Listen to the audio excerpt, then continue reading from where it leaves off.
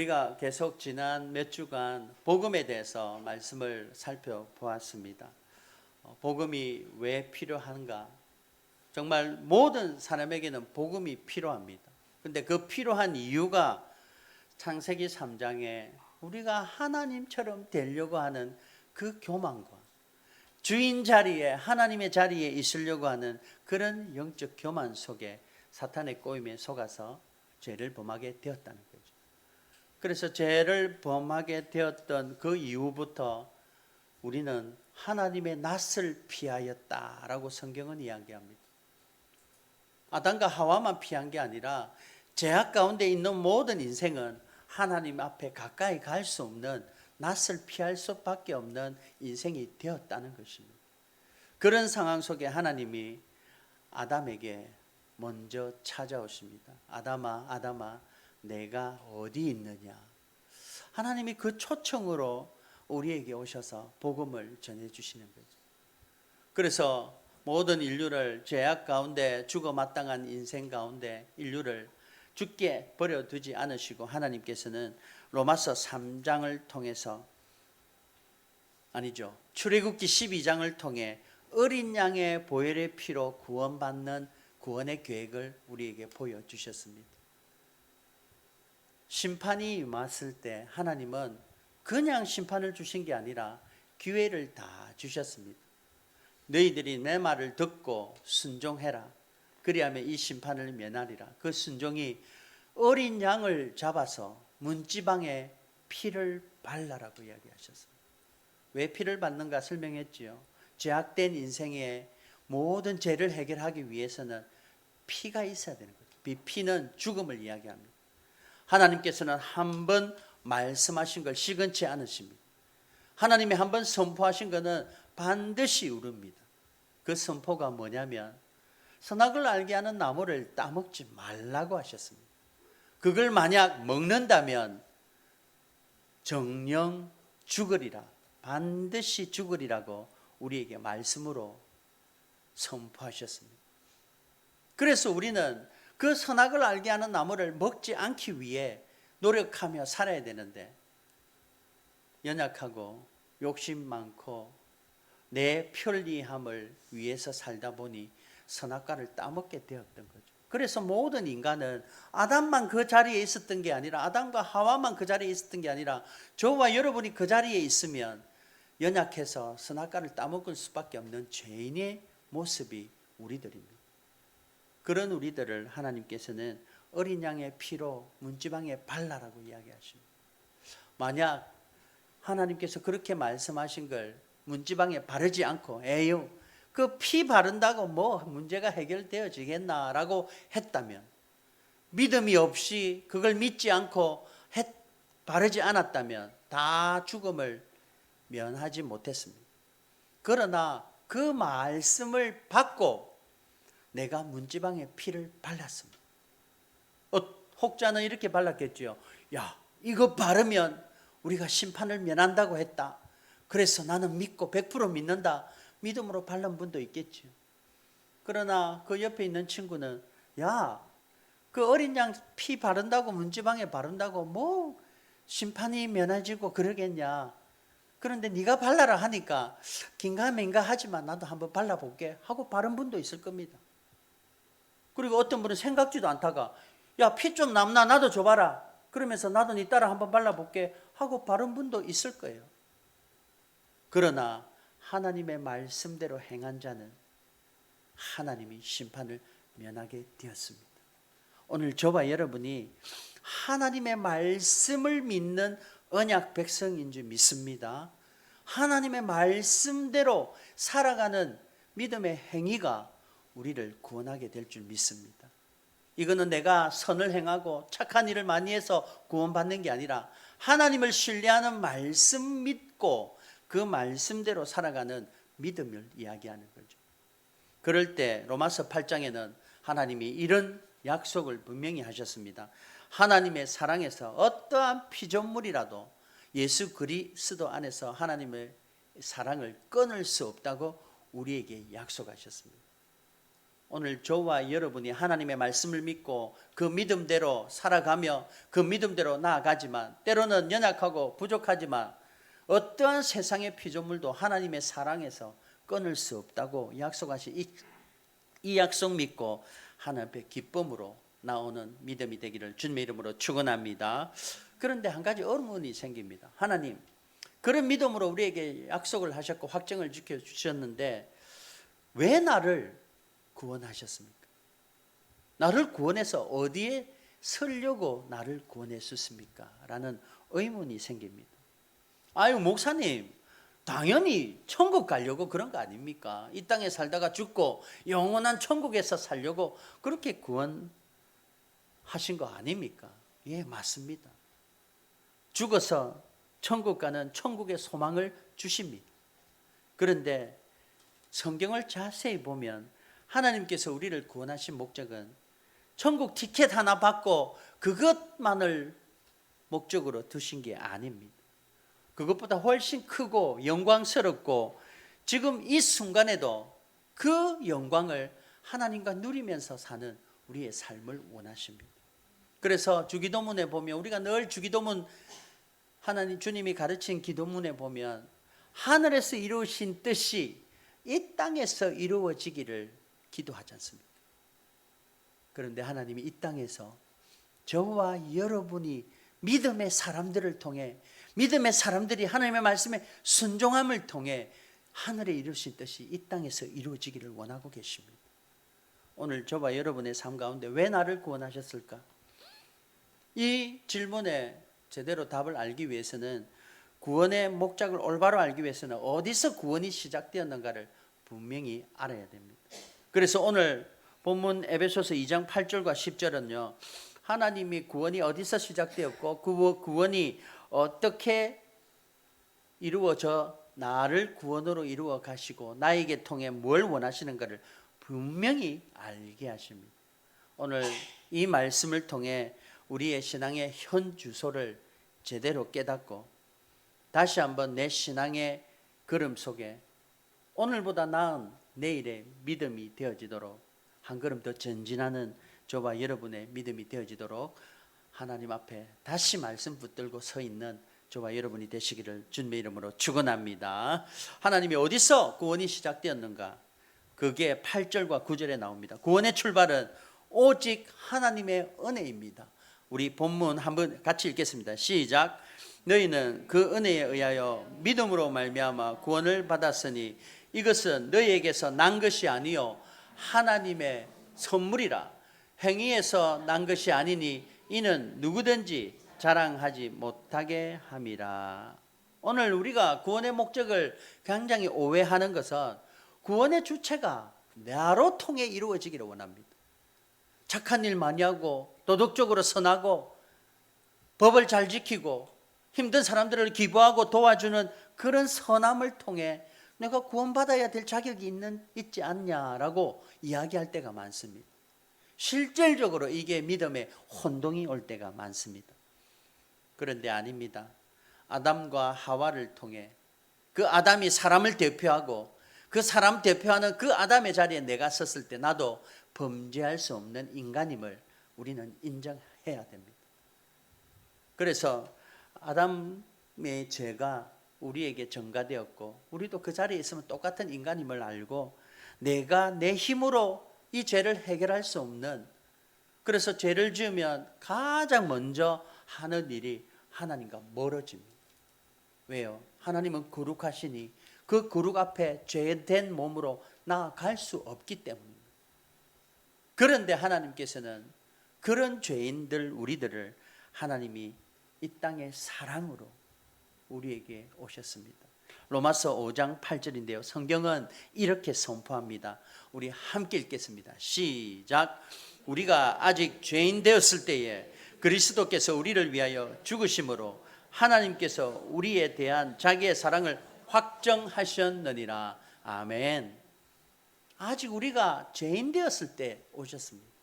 내가 죄가 없고 내가 의롭다 할 때 오신 게 아니라 죄로 말미암아 죽어 마땅한 그때 하나님께서 예수님을 이 땅에 보내주셔서 하나님이 우리를 얼마나 사랑하는가를 확정시켜 주셨습니다. 저 말씀을 믿고 구원받습니다. 그냥 하나님 믿는다고 구원받는 게 아니라 하나님이 우리가 죄인인데 죽어 마땅한데 우리를 사랑하셔서 예수님을 이 땅에 보내주신 그 사건이 나를 너무 사랑하셔서 나를 그리스도에서 사랑으로 확정시켜준 저 사건을 믿고 구원받는다는 거죠. 그래서 구원은 우리의 열심이나 우리의 공로의 결과가 아닙니다. 밤새도록 기도한다고 구원되는 게 아닙니다. 밖에 나가 열심히 선을 베풀고 착한 일을 하고 구제한다고 구원받는 게 아닙니다. 오직 이 자리에서 하나님을 나의 아버지로 부르고 그 아버지가 독생하신 예수 그리스도를 통해 나를 양자 삼아 주셔서 나를 주님의 백성으로 삼아주시고 자녀 삼아주신 그 은혜를 믿고 그 믿음으로 그 거저 주신 믿음으로 구원받는 줄 믿습니다. 구원받은 백성이 어떻게 해야 되겠습니까? 이런 구원을 우리에게 주신 구원을 받은 백성이 어떻게 고백해야 되겠습니까? 9절입니다.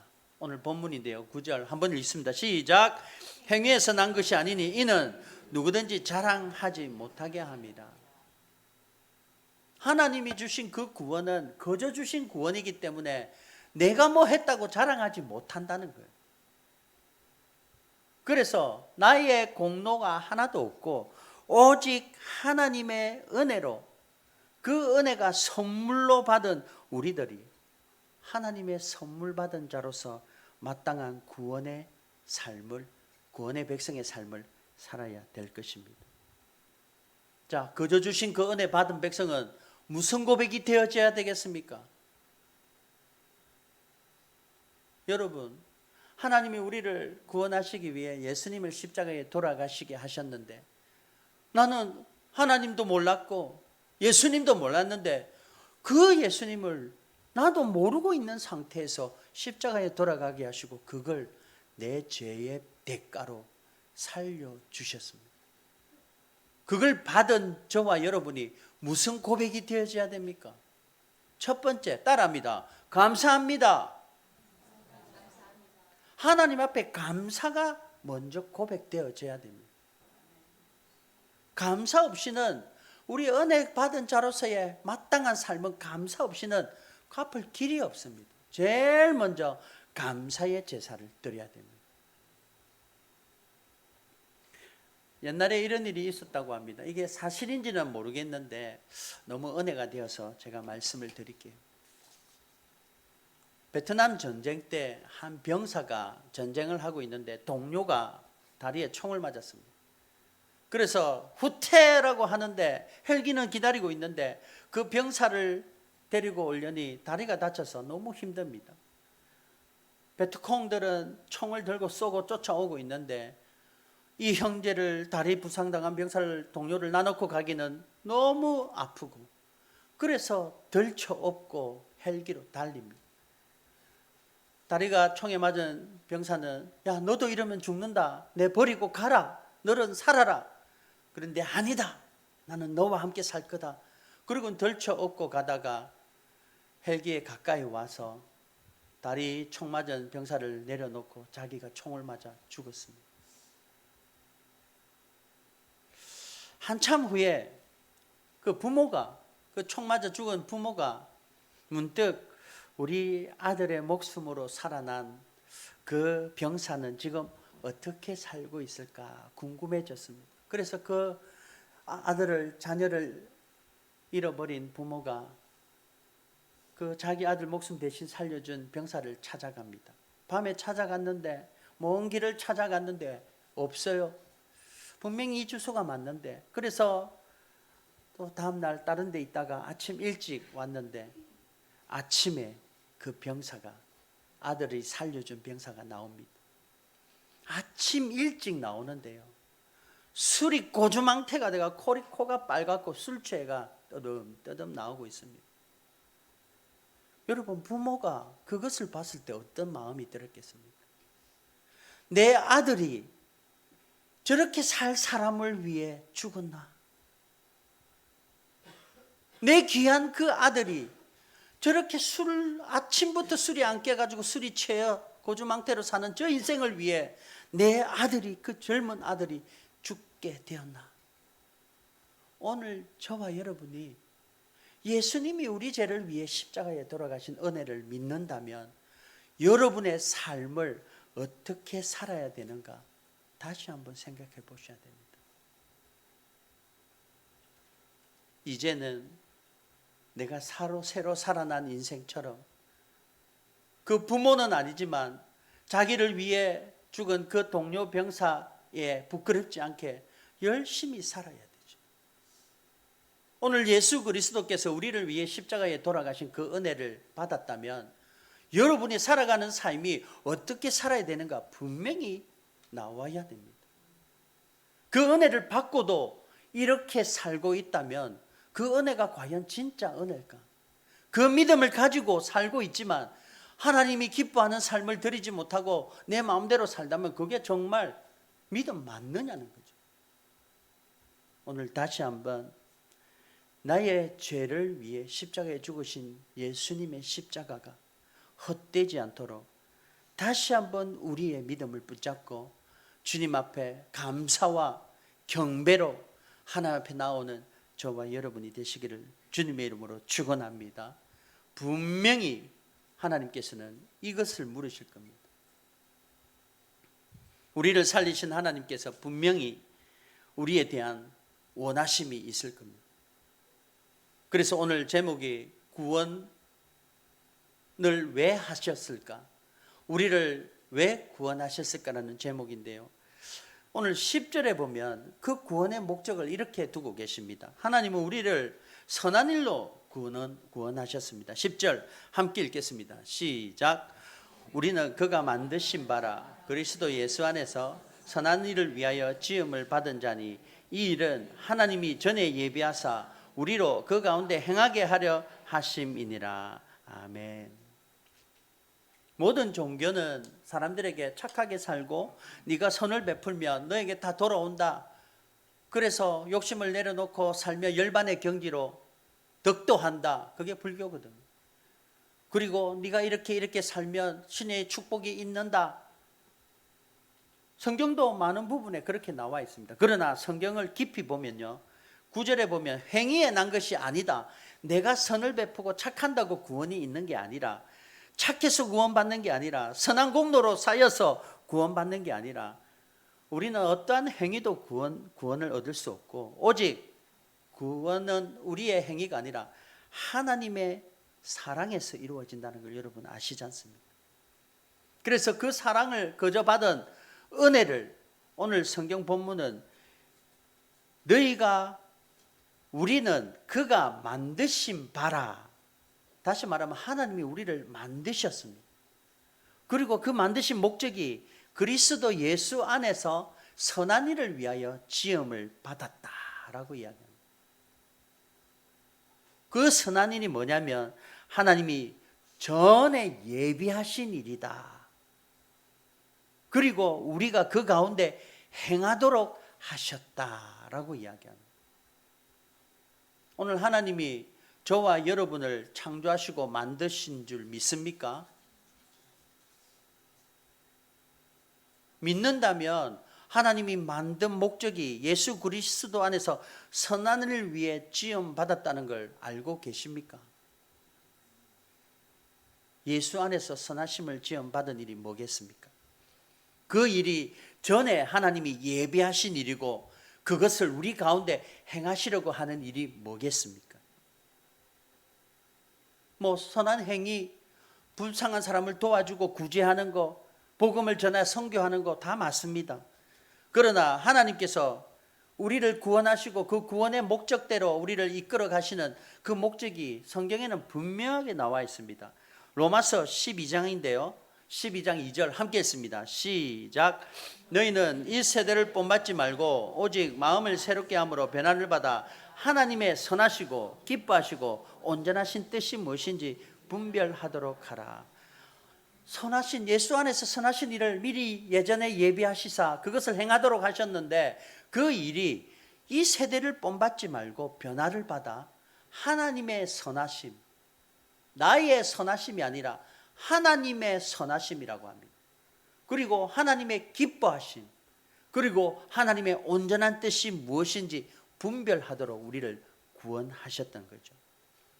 구원받은 백성의 목적의 존재는 하나님의 선하심, 하나님의 기뻐하심, 하나님의 온전하심을 분별하여 행하는 겁니다. 그러면 하나님이 무슨 선하심을 예비하시고 준비하셨을까? 우리를 구원한 목적이지요. 오늘 이사야 선지자를 통해 하나님이 이스라엘 백성이 너희들 그래 살면 안 된다. 너희들 똑바로 살아야 된다. 내가 왜 너희들을 지었는지 아느냐? 그러면서 이사야 43장 21절에 말씀하십니다. 함께 읽습니다. 시작. 이 백성은 내가 나를 위하여 지었나니 나를 찬송하게 하려 함이니라. 아멘. 오늘 하나님께서는 우리 잘 먹고 잘 살려고 지은 게 아니랍니다. 뭐라고 지으셨습니까? 하나님을 위해 지었다고 이야기합니다. 그리고 하나님을 찬송하게 하시기 위해 지으셨습니다. 여러분의 삶 가운데 하나님을 찬송하는 입술이 되어지기를 주님의 이름으로 고백합니다. 여러분이 각각 가는 곳곳마다 삶의 터전 가운데 하나님을 찬양하는 삶이 되어지기를 바랍니다. 목사님, 저는 맨날 찬양 듣습니다.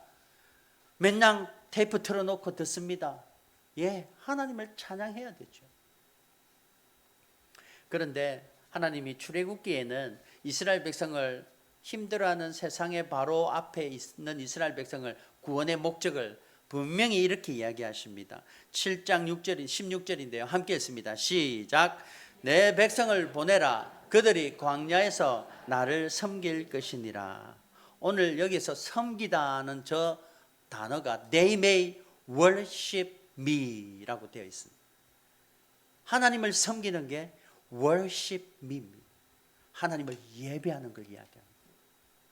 지은 이유도 하나님 앞에 찬송하기에 지었고, 우리가 하나님이 우리를 구원으로 인도하는 그 구원의 길, 애굽에서 탈출시키는 그 구원도 하나님을 예배하기 위해, 섬기게 하기 위해 우리를 구원하셨다는 거예요. 오늘 다시 한번 하나님 앞에 입술로 찬송하며 드리는 그 입술의 찬송이 예배 가운데 찬양 드리는 것과 동일하지 않습니다. 그리고 하나님을 섬기고 순종하는 것, 그 워십이 바로 우리가 모여 예배 드리는 이 예배 가운데 구원의 목적이 온전히 이루어진다는 걸 여러분 기억하십시오. 그래서 예수님 믿고 예배가 회복되어지지 않고, 예수님 믿고 예배가 내 삶의 중심이 되어지지 않는다면 정말 내가 예수님 믿는지를 다시 돌아봐야 됩니다. 저는 모름지기 저와 여러분이 하나님 앞에 예배 드려지는, 하나님이 찾으시는 예배자 되기를 주님의 이름으로 축원합니다. 그 예배자가 되셔서 하나님이 기뻐 받으시고 우리도 아울러 기뻐하는 예배자 되기를 바랍니다. 그런데 이 예배의 개념을 주일날 오늘 여기 한번 와서 예배 드리는 거로 끝나지 않습니다. 성경은 이렇게 이야기합니다. 로마서 12장 1절에 보면요, 함께 읽겠습니다. 시작. 그러므로 형제들아, 내가 하나님의 모든 자비하심으로 너희를 권하노니 너희 몸을 하나님이 기뻐하시는 거룩한 산 제물로 드리라. 이는 너희가 드릴 영적 예배니라. 우리의 구원의 목적은 하나님이 입으로 찬송하게 하고, 그리고 우리를 하나님이 섬기도록 워십하도록 구원하시고 심판을 면케 하시는데, 그 구원이 여기에서만 주일 예배에 한 번으로만 감당하는 게 아니라 내 삶 가운데 거룩한 삶제물이 되라고 이야기합니다. 예전에 제사 드릴 때는 죽은 제물, 짐승을 잡아 죽여서 제물로 바쳤습니다.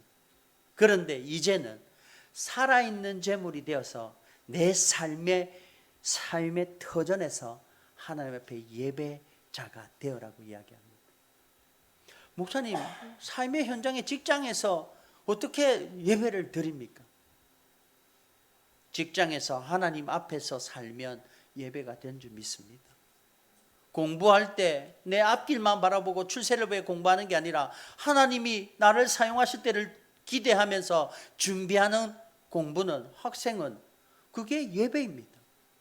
사업, 내 잘 먹고 잘 살려고 사업하는 게 아니라 하나님 앞에 영광이 되어지고 하나님 앞에 내 사업을 통해 하나님 앞에 쓰임을 드리기 위해 열심히 사업하는 그 사업장이 예배의 장이 된 줄 믿습니다. 가정요, 아이들 빽빽 울고 양육하고 할 때 얼마나 스트레스 받습니까? 그러나 이 아이들이 다음 세대가 되어서 하나님 앞에 믿음으로 서도록 엄마 아빠가 희생하며 키우는 그 가정이 예배의 장이 된 줄 믿습니다. 우리 교회에 하나님 앞에 진정으로 모여 서로 사랑하며 예배드리며 힘들어하는 자에게 위로해주고 어려우는 자에게 살펴주고 기쁜 일이 있으면 함께 기뻐하는 교회가 되면 우리 교회 꼭 예배 시간이 아니라 모든 교회의 삶이 하나님 앞에 기뻐하는 거룩한 산제물이 되어 드리는 영적 예배가 된 줄 믿습니다. 오늘 저와 여러분이 다시 한번 우리를 만드신 구원하신 목적은 하나님을 예배하며 섬기기 위해 우리를 구원으로 인도하신 걸 믿으시기 바랍니다. 구원받은 자는 마땅히 이 일을 감당해야 됩니다. 구원받은 자는 내 믿음의 열매가 하나님이 기뻐하는 예배자로 되어야 될 것입니다. 오늘 말씀을 맺으면서 복음은 단순히 내 죄가 용서받고 천국 간다 안 간다로 끝나지 않습니다. 내가 주인이 되어 예전에 내가 좋았던 거, 죄인지도 모르고 좋았던 거, 돈, 명예, 권력을 섬겼던 이런 모든 것들을 예수님의 십자가 앞에 내려놓고 이제는 하나님이 기뻐하시는 게 뭔지를 먼저 묻고 나아가는 그런 예배자의 삶을 사시기를 바랍니다. 우리 장로교에 가장 중요시하는 게 교리 중에 하나가 웨스트민스터 신앙 고백서입니다. 거기에 첫 번째 소요리 문답이라고 해서 첫 번째가 사람의 제일 되는 목적이 있는데요. 함께 읽겠습니다. 사람의 제일 되는 목적은 무엇입니까? 시작. 사람의 제일 되는 목적은 하나님을 영화롭게 하는 것과 영원토록 그를 즐거워하는 것입니다. 사람의 목적은 내 잘 먹고 잘 사는 내 만족이 아니라 하나님을 영화롭게 하는 겁니다. 영광 돌린다는 거예요. 예배를 통해 하나님을 높이고 내 입의 찬송을 통해 하나님 앞에 예배하고 내 삶을 통해 내가 가는 삶의 터전 속에 하나님을 높이고 살아간다면 그것이 하나님을 영화롭게 하는 건 줄 믿습니다. 그리고 그분 때문에 나도 기뻐하는 거죠. 그래서 하나님의 뜻은요, 예수 그리스도 안에서 우리를 향하신 뜻이 있습니다. 첫 번째 따라하십니다. 항상 기뻐하라. 쉬지 말고 기도하라. 범사에 감사하라. 이게 예수 안에서 우리를 향하신 하나님의 뜻입니다. 목사님, 고난과 힘든가 어려움인데 어떻게 항상 기뻐할 수 있습니까? 상황이 이렇고 힘들고 어렵지만 나를 사랑하셔서 죽음으로 끝나지 않고 부활의 영광을 맛보게 하시고 그 부활의 영광이 둘째 열매로 나도 부활할 될 것을 믿고 이 땅의 상황은 힘들지만 나를 구원하신 하나님 때문에 내 마음이 기뻐야 되는 것입니다. 쉬지 말고 기도하라지 않습니까? 하나님 기뻐해야 되는데 기쁨이 별로 없습니다. 하나님 행복하고 신앙생활 기쁘게 하나님이 구원하신 은혜에 기쁘게 신앙생활 해야 되는데 기쁨이 없습니다. 그래서 그럴 때 쉬지 말고 기도해라. 기도하는 자에게 하나님의 은혜가 임한다 약속하셨습니다. 그래서 쉬지 말고 막 기도하니까 하나님이 다시 기쁨을 회복합니다. 범사에 감사하게 되실 줄 믿습니다. 그게 우리를 예수 그리스도 안에서 향하신 하나님의 뜻이라고 말씀하십니다. 오늘 다시 한번 저와 여러분이 이 복잡 다양한 세상 속에 분명한 믿음을 붙들고 하나님 앞에 내가 어떻게 구원받은 백성으로서 살아야 되는가 하나님 앞에 고백하며 믿음으로 고백하며 나오는 저와 여러분이 되시기를 주님의 이름으로 축원합니다. 예배당 안에서뿐만이 아니라 내 삶의 가정에서, 직장에서, 일터와 학교에서 여러분의 모든 삶 가운데 하나님을 온전히 예배하며 섬기는 거룩한 하나님이 만드신 바라. 하나님이 졸작품을 만들었겠습니까? 글작품으로 만들었겠습니까? 여러분의 하나님의 능력을 졸작품으로 만들었겠습니까? 글작품으로 만들었겠습니까? 혹여나 내 마음속에 나는 왜 이래 열등감 속에 찌들려 있는 분 계십니까? 하나님을 믿으십시오. 하나님의 능력을 의지하십시오. 그분은 여러분을 글작품으로 만드셨습니다. 누군가가 나에게 졸작품이라고 자꾸 질책합니까? 하나님 말씀을 붙드십시오. 글작품입니다.